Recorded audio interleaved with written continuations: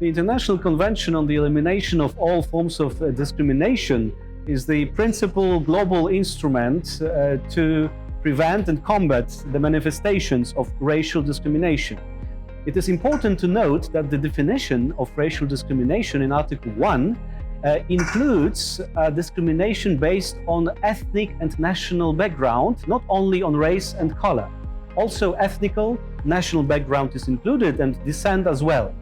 So obviously, given the diversity of Asia, given how rich it is culturally and ethnically, obviously this instrument can be useful in guiding states. It not only guides, it also obliges them. And these are the obligations that 182 states undertaken, and I would say the vast majority of the Asian continent. It is important that whenever we discuss about development, whenever we discuss about sustainable development goals, the issues concerning ethnic minorities must be included. We all should remember that nobody must be left behind. So in essence, this also specifically includes ethnic groups, ethnic minorities. They are sometimes vulnerable.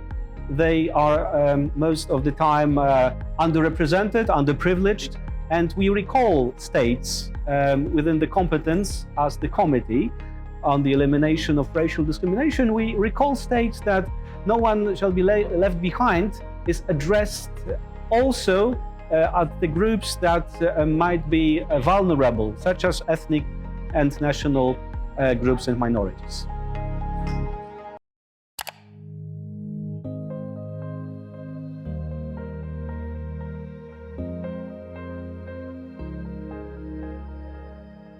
The Committee on the Elimination of Racial Discrimination exercises its competences, including the review of country reports, but also engaging in procedures that are supposed to react.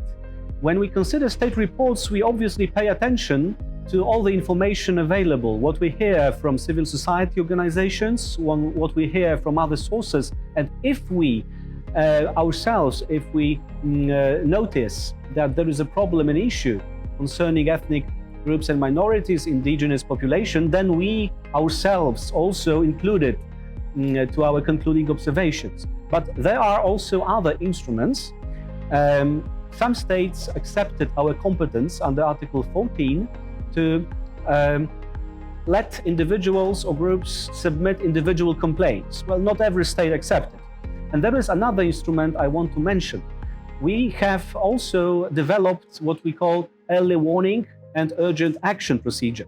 And there have been examples that we engaged into rather immediate response to any allegation, to some news about possible violations also reported by ethnic minorities. So you can see it also. We then engage into dialogue with states.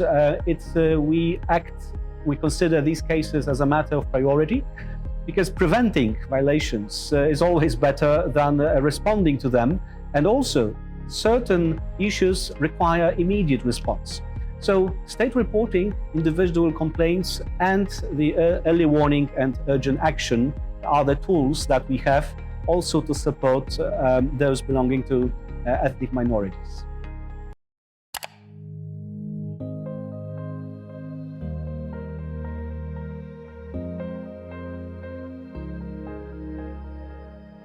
Retaliation or reprisals and intimidation of human rights defenders is a very serious issue. It has been noticed by the whole system of treaty bodies and the UN as such. We must not let human rights defenders, people who report violations, who submit allegations, we cannot allow them to be hurt or to be in any way affected negatively by their courage and by what they do. They are essential in the system. So this is not just a matter of our committee, but generally treaty bodies, all human rights treaty bodies developed some response mechanisms. Every treaty body, every committee has established a focal point or rapporteur. Whenever we hear that someone was negatively affected by reporting to us or approaching us, we also react immediately. And we usually there is a procedure, well, it doesn't require much time.